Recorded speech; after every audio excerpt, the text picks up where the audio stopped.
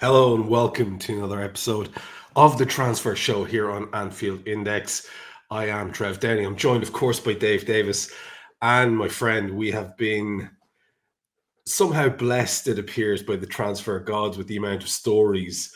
You think of the window after window where we've desperately tried to wring some content out of minimal stories and links. They are endless, Dave. I've never experienced anything like this. It reminds me a little bit of the summer when Kenny came in and did the massive overhaul with the amount of movement that's potentially possible. Now, it still has to happen, of course. The stories are there, buddy. The stories are there. It reminds me of that part in the Bible where Luke the Apostle sat them all down, all 12, 13 of them, whatever it was, and Jesus was having a laugh and they were all there. And he just looked around and he just went, on a quiet note, lads, we are fucking massive, when he looked at the team. And that is just, honestly, how it feels right now. It could just be the window of all windows for us, this one. It has that feel to it. And I mean, we need to get into it, honestly, if we're going to keep roughly to an hour, because there's so much going on. We'll start with the Robbo stuff, because I think that was the one that kind of caught most people by surprise. And the longer you're exposed to it as an idea, the more sensible it seems to seem from everybody's perspective. I think an awful lot of people, including yourself and myself, when we saw it first, were like, yeah, come on. And then, like I say, give it a little bit of time, let it roll on a bit. It seems to seem like a really, really good plan. What is the latest we know on it? I mean, when we were chatting about this, because we got it on Friday, we sent it to each other. It was like, yeah, right, don't tell me next. Joe Gomez is headed to Barcelona as a trequartista type of thing, like nonsense story. But actually, it all unravels, doesn't it? And it also comes out that, yeah, Robbo's agency, led by a certain brother of a certain someone, are trying to get him released on a free, that Liverpool are prepared to do this. And more importantly, with a bit of digging, Robbo seems quite keen on this. In fact, from the various people you speak to, as you know, there's almost be more of a surprise now if this didn't happen, truth be told. And even in the last 10 minutes there, Paul Joyce has written an article about Atletico Madrid on keen on Lucas Digne, the left back at Aston Villa, if the move for Robbo falls through. So that's on top of the previous Paul Joyce story and David Ornstein. So, yeah, it does seem that they're right in for him, that this is a realistic move. And I think we've got to gear up. And it's funny, isn't it? People are different on the Robbo ones. People adore him, Liverpool legend, which I get. People won't hear a bad word against him. There'll be others who maybe think he's declining, if that's the right phrase, and what we've seen last season. But either way, I think we've just got to gear up for Robbo likely to be at Atletico Madrid by the end of the summer. That is what a lot of people are leaning into. So then, Trev, people go, oh, well, that's fine, because we're going to bring one in. And I mean, we're all just waiting for this, aren't we?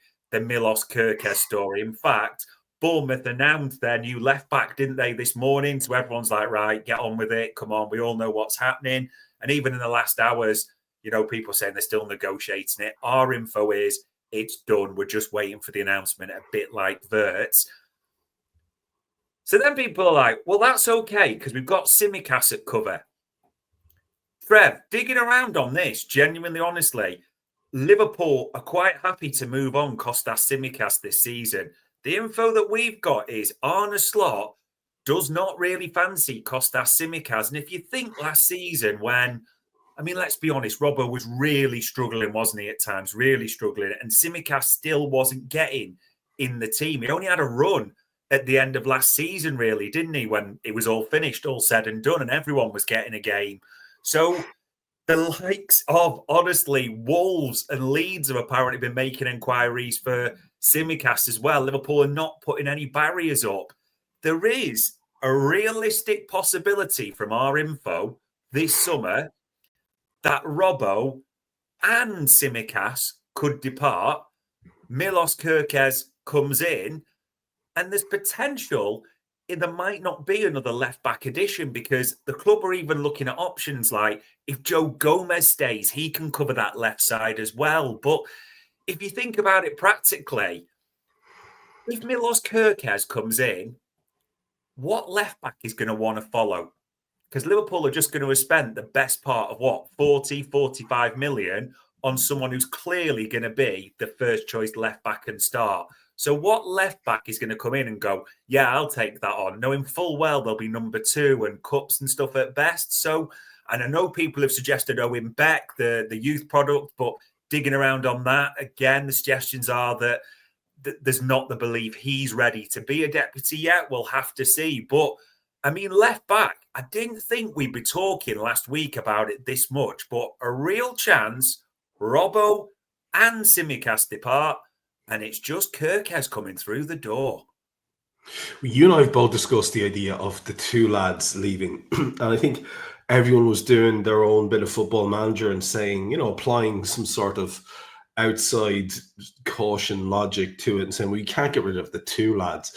And yet it makes all the sense in the world, really, because again, as you said, to be fair, before the cameras went live, you said to me, I mean, Robbo was sort of playing half speed a lot last season and still getting his place ahead of Costas, who's not fancied.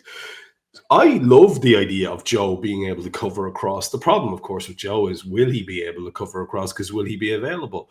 And the misfortune that we don't have a good to go kid ready to make that step is the real issue here. Because you're right, nobody's going to want to come along and play shadow to a lad who's going to be one of our biggest signings ever in defence in terms of the money. It's an interesting one.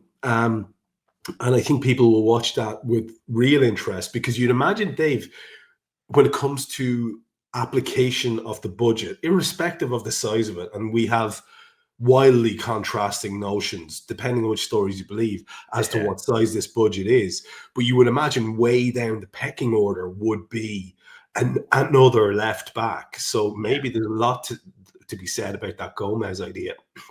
Or maybe, Dave, like I said to you earlier on, we might have some sort of connection with a centre half stroke left-sided defender who could double up in that role. So we'll see how that goes as the summer wears on. Let's move on to the story that broke, of course, because nothing ever happens for us on a show day. After we had done our last show together, we got all the details of Florian Wirtz.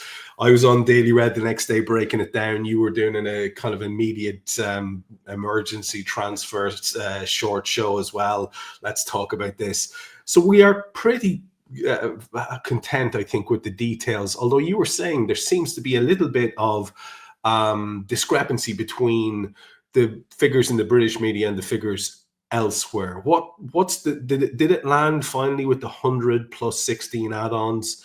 That was the initial stuff we were getting from both Joyce, I think, and who else was it on the day? Romano came in eventually, but most of the information we were getting was it was 100 and then 16 in add-ons. Yeah, which, good, no reason to doubt them. If you believe the UK side, the patch journos, like you said, Joyce, even Ornstein, it's 100 million guaranteed, isn't it? And 16 million add-ons, depending on certain things being triggered, and ultimate team elite success, as it's been described at the same time. And to be fair, as a few suggested, there's always going to be different reports on the German side, because Liverpool are going to leak one figure their side, Leverkusen, they're going to leak another figure their side. Of course they are. That's the way these things work. But more excited is anyone who's called Adam P., Justin Bieber's little brother, whatever his name is, get your plane tracking ready, because as it says on the screen there, Florian Wirtz is coming in at the end of the week, isn't it? I don't know why Liverpool just love doing business on a Friday. It's like Hughes and Edwards just work the opposite week a little bit to everyone else somewhat. So, yeah, it's all ramping up. We'll be plane tracking. We'll be watching it. But by the time we're talking next week, Florian Wirtz should be a Liverpool player. Mental. That is mental in and of itself. And again, not to speak too much about how the sausage gets made, but we were just talking about this and how the vast amount of actual concrete links and even moves that have already been made that we can kind of tick off now, 3, is such a departure from previous windows. And there is more to come, which is really exciting.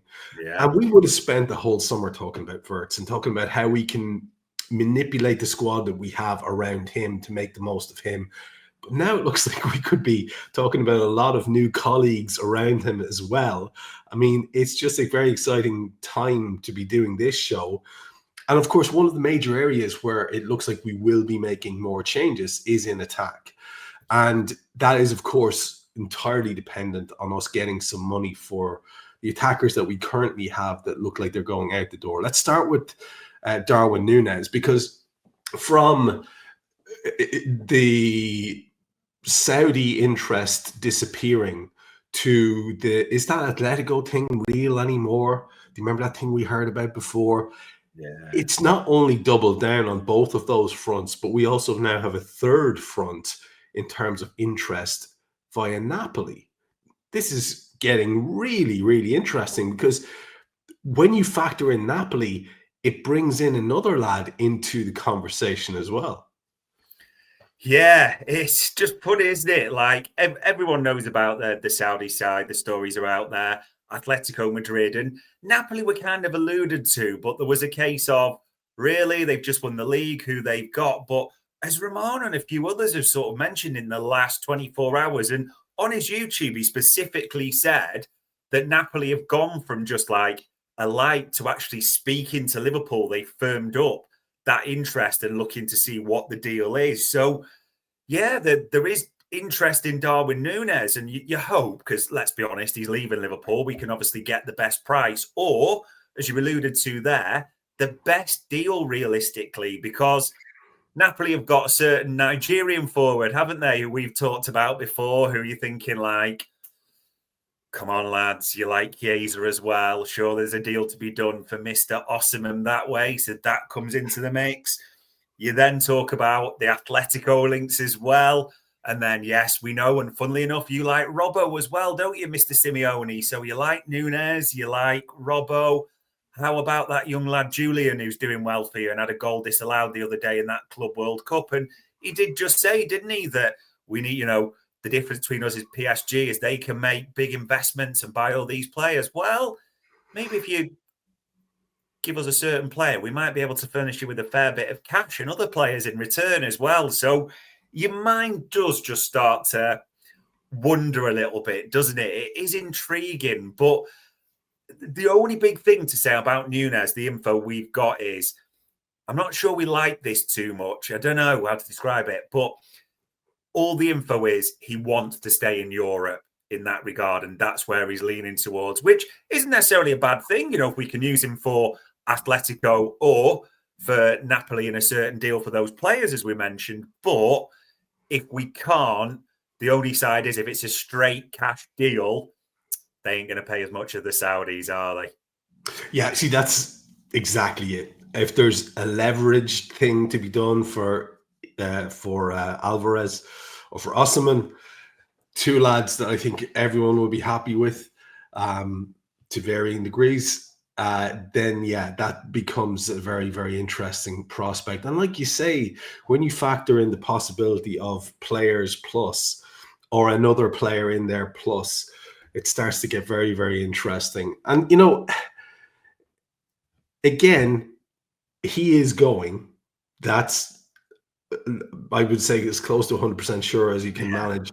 The fact that he prefers Europe is going to close a window for us, likely, on a big old ball of money. So we're going to have to, the boys are going to have to box very clever here and do a good deal for the club. And maybe one of those, maybe Napoli will pay big-ish for him because, they know the Osimhen isn't going to stay around or whatever it happens to be, or they don't want Osimhen to stay around.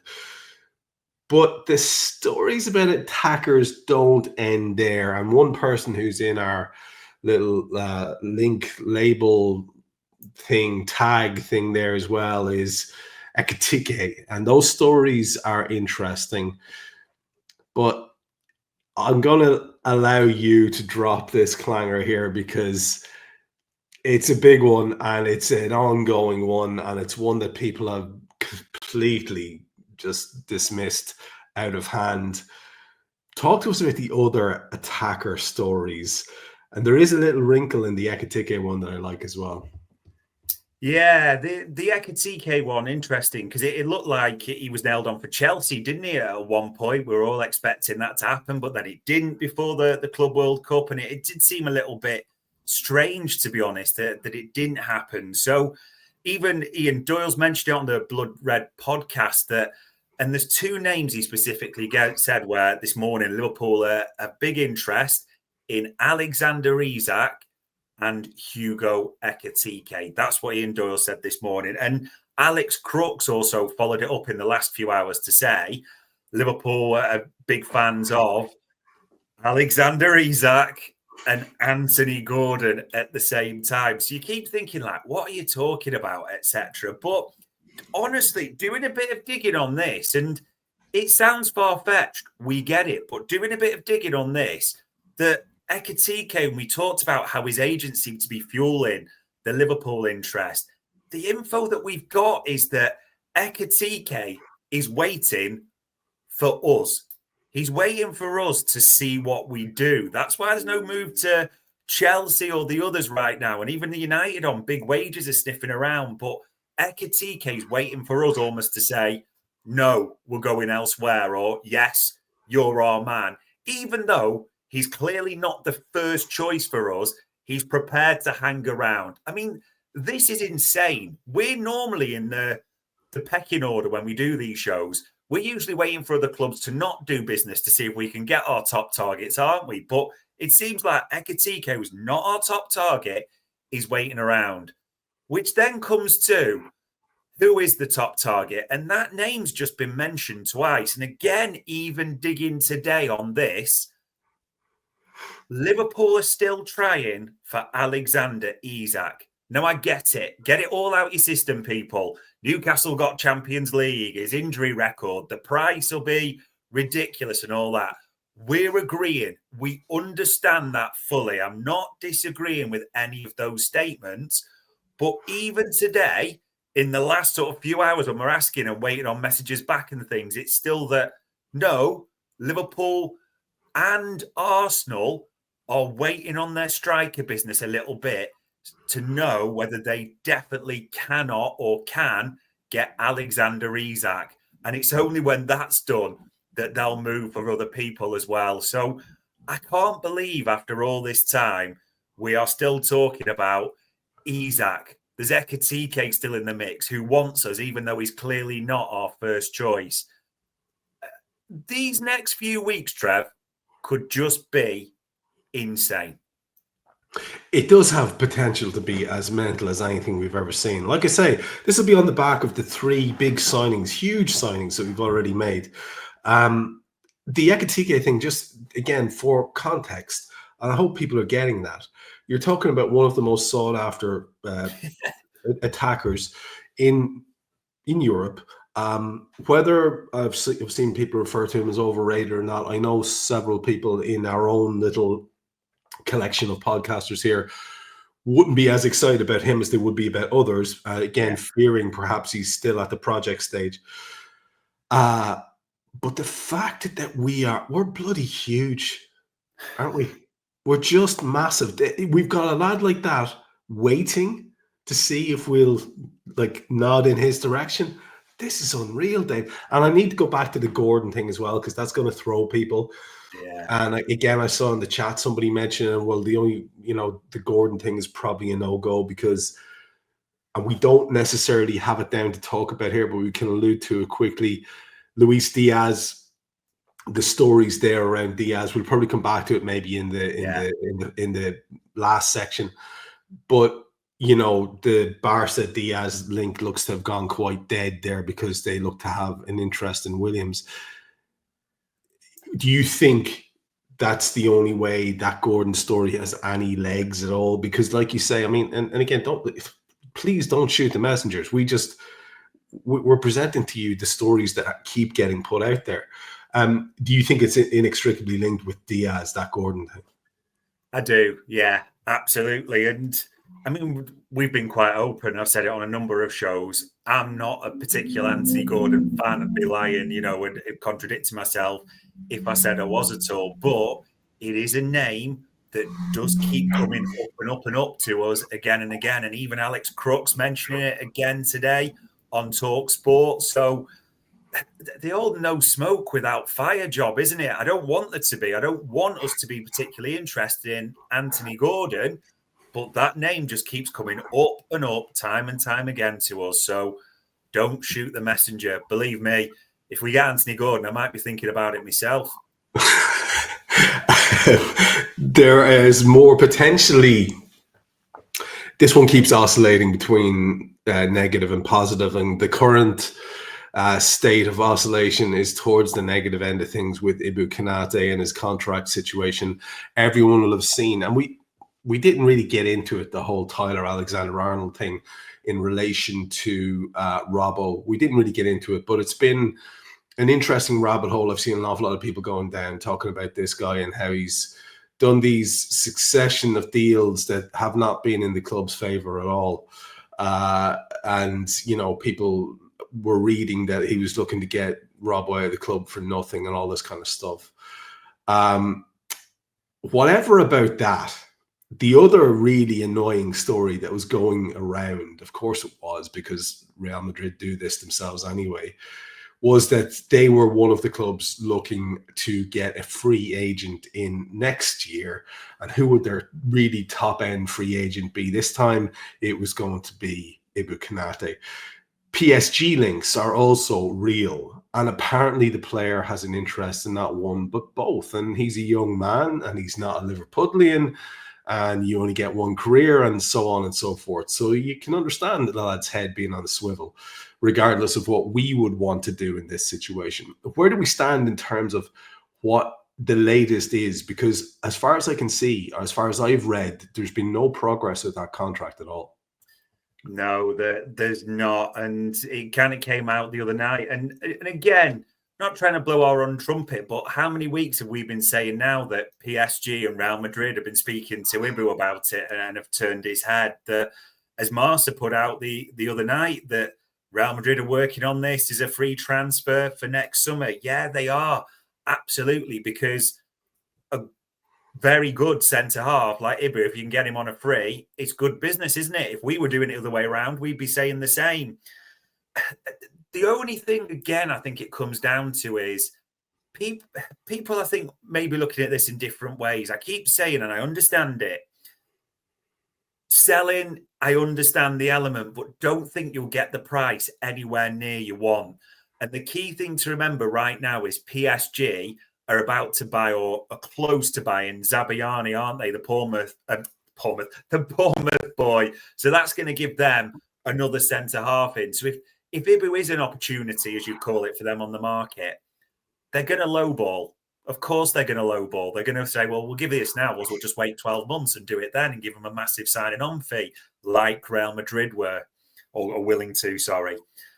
The problem for us then is that on a free, we all know the figures that Real Madrid and PSG are going to be whispering in Ibu's ear and to his agent, aren't they? And Liverpool aren't going to get anywhere near those figures.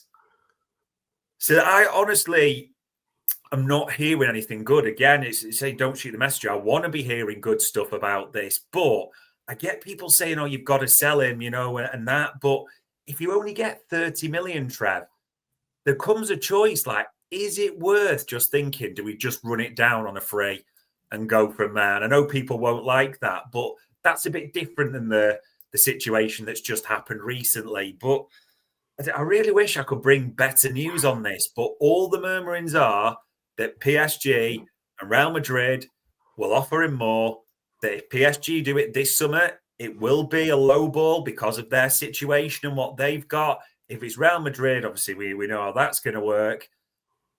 I want to hear something good, but the only concern I've got with Liverpool at the moment, there's a realistic chance that we're changing 3 out of 4 of a title-winning backline by the summer. Yeah, and as the story went on and as the season went on, I think we'd have been happy enough with two of them being changed anyway. But we all have a fondness for Ibu. On his day, he's as good as anybody in the world. But there is the real possibility that people should brace themselves for that if that story that we heard about how the club might have been willing to just see out Luis Diaz's contract at those lower wages and see that as value and accept the zero fee at the end because do the trade-off rather than giving them a bump in wages for 2 years or 3 or whatever. Maybe they'd be willing to do the same with the reported 80 grand that Ibu Konate is on. Who knows? Yeah. But everything seems to be in play here. And we can all have the visceral reaction of, I do not want to see us going down this route of another free. I get that. That's where I am as well. But we don't know what sort of bean counting shenanigans are going on in the background. All I know is that you want to make sure that the player is psychologically right if he's going to be hanging around. Yeah. That has to be massive. That's a massive, massive part of it. So we'll keep a very, very close eye on that one. And by the way, again, we haven't mentioned alternatives. I know you've seen the Inacio stories, the Diamand stories. Yeah. There are Mark Weahy links coming back again.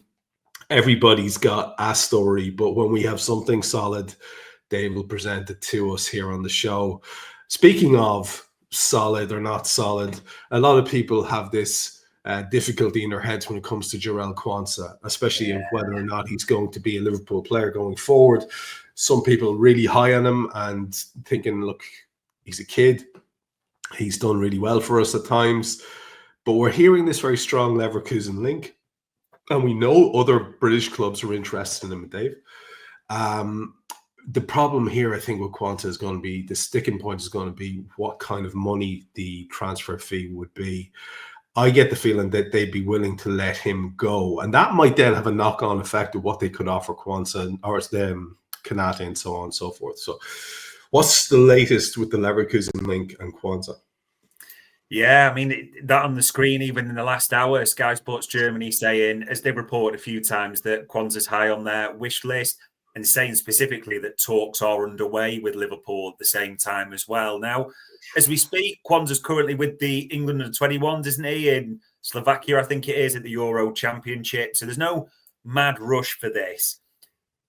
Yeah, Quansah's camp, as we kind of alluded to, he did an interview during the week where he said, I'm ready to take the next step in my career.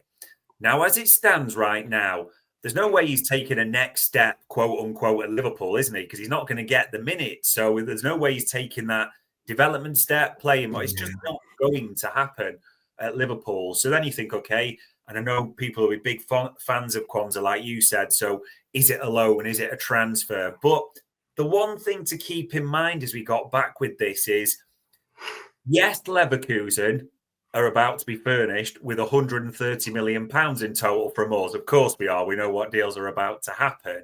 But that doesn't mean they're big spenders. That's not the structure, the way of their club.